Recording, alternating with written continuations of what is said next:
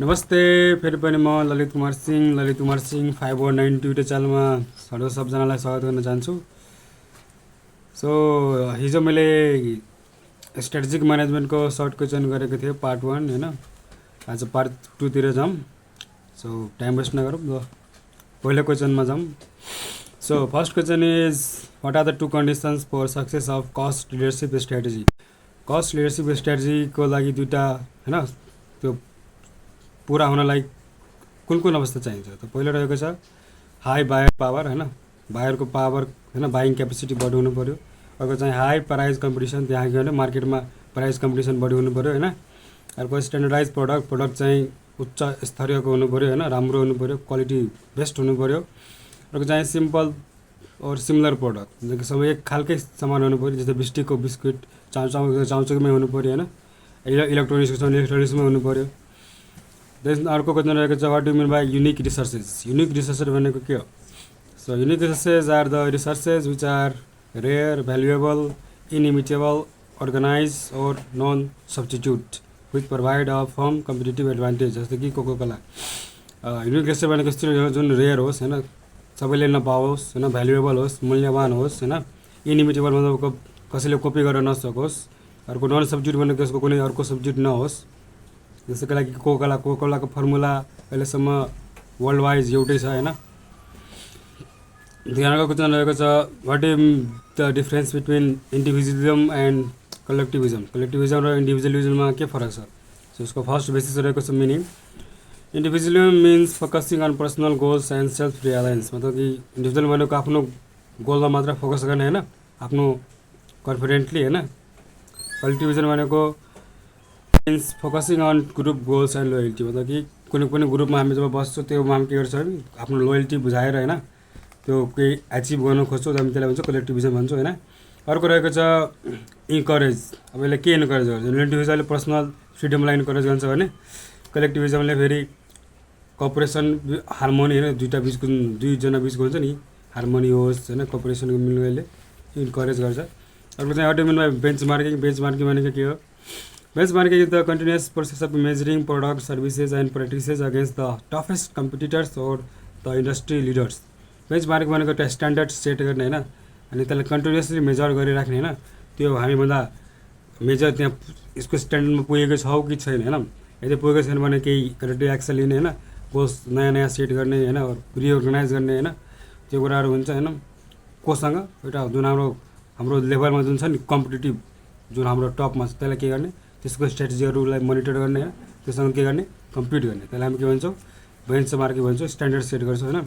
यसलाई it is done to identify opportunities to improve organisational goals. अब त्यो हामीसँग त्यो के गर्यो भने म्याच गर्यो भने के हुन्छ, हामी कुनै कुरामा कमजोर छ भने त्यसको हेरेर हामी पनि के गर्न सक्छौँ, आफ्नो अर्गनाइजेसनको क्यापेबिलिटीलाई के गर्छौँ, इम्प्रुभ गर्न सक्छौँ, बढाउन सक्छौँ हैन। अर्को चाहिँ रिसोर्स बेस्ड भ्यू भनेको के हो? अनि रिसोर्स बेस्ड भ्यू यसको रहेको छ resource based view states internal resources are more important for a firm than the external factors in achieving and sustaining competitive advantage.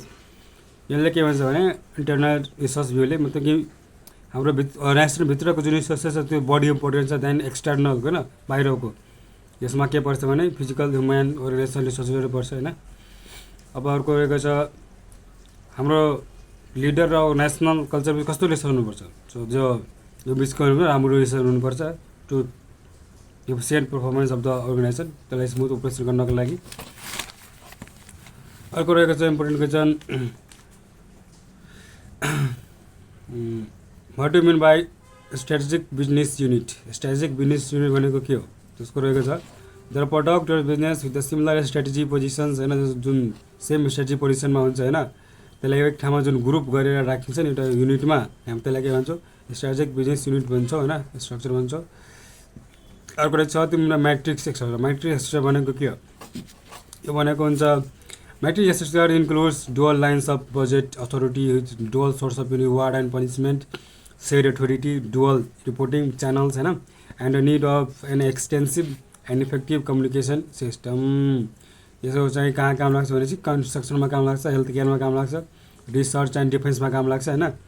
Matrix भनेको त्यो दुई डुअल लाइन्स हुन्छ कि दुईवटा लाइनको मान्छेहरू, बजेट अथोरिटीहरू एकसाथ आएर होइन दुईवटा सोर्सको युज गरेर चाहे रिवार्डको होस् पनिसमेन्टको होइन सेरी हाम्रो अधिकारहरू एकाअर्कामा साटासाट गरेर होइन जब दुईवटा रिपोर्टिङ च्यानल हुन्छ दुईभन्दा बढी हुन्छ होइन त्यसलाई हामी के भन्छौँ एउटा मेट्रिक स्ट्रक्चर भन्छौँ सबैको कम्बाइन के त्यो अथोरिटीको होस् रिवार्ड पनिसमेन्टको होस् होइन रिपोर्टिङको होस् च्यानलको होस् चाहे कम्युनिकेसनको होस् होइन त्यो भइहाल्यो। अब रहेको छ भारतीय मोडमा प्रिमाइज कन्ट्रोल भनेको के हो यसलाई प्रिमाइज भनेको हामीले एजम्सन बुझ्छौँ होइन यो चाहिँ स्ट्रेटेजिक इभ्यालुएसन र कन्ट्रोलमा काम लाग्छ। Premise control is the management process और systematic and continuously checking to whether the premises upon which strategy is best are still valid or not. मतलब सिम्पल के हुन्छ कन्टिन्युसली प्रोसेस हो कि यसले मोनिटर गर्ने म के मोनिटर गरेर आउँछ भने जुन हाम्रो प्रिमाइज एजम्सनमा होइन कुनै स्ट्रेटेजी बनाएको छु त्यो क्रिटिकल सिचुएसनमा काम लागिरहेको छ कि छैन त्यसलाई मोनिटर गर्ने काम कसको हो त्यो प्रिमाइज कन्ट्रोलको हो। यसले 25 the key assumptions keep track of any changes in sole assumption to their impact on strategy and its implications त्यही हो यो काम गर्छ कि गर्दैन त्यही कुरा भनिन्छ। त्यसमा वाट मिन बाई रिट्रेन्चमेन्ट स्ट्रेटेजी भनेको के यसलाई टर्म अराउन्ड पनि भन्छौँ हामीले होइन अब स्ट्रेटेजिक भाषामा। Decision to reduce the scope of business partially or fully is called reduce retrenchment strategy. अब कुनै पनि हाम्रो अपरेसनमा कुनै पनि होइन अपरेसनको स्कोपहरू हुन्छ नि अहिले कम गरिदिन्छ कि जस्तै प्रोडक्सन कम गरिदिने केही कुरा बेचिदिने होइन सानो क्वान्टिटीमा होइन हामी त्यसलाई के भन्छौँ रिट्रिटमेन्ट स्ट्रेटेजी के अलिक कममा अपरेट गर्ने के कमैमा अपरेट गर्ने एज ह्युजमा नजाने कममै आउने। This strategy may be useful if the product is in declining stage. यो स्ट्रेटेजी कति बेला युज हुन्छ जब कुनै प्रोडक्ट हुन्छ नि त्यो आफ्नो डिक्लाइनिङ स्टेजमा गएर हुन्छ नि त्यति बेला यो काम लाग्छ।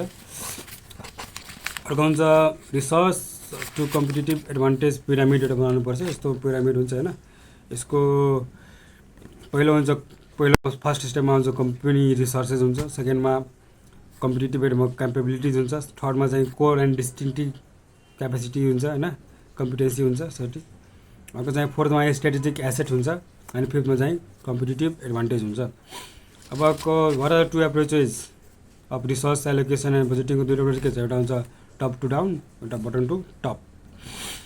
अर्को हुन्छ what do mean by resource allocation यसकै यही टपसँग रिलेटेड छ।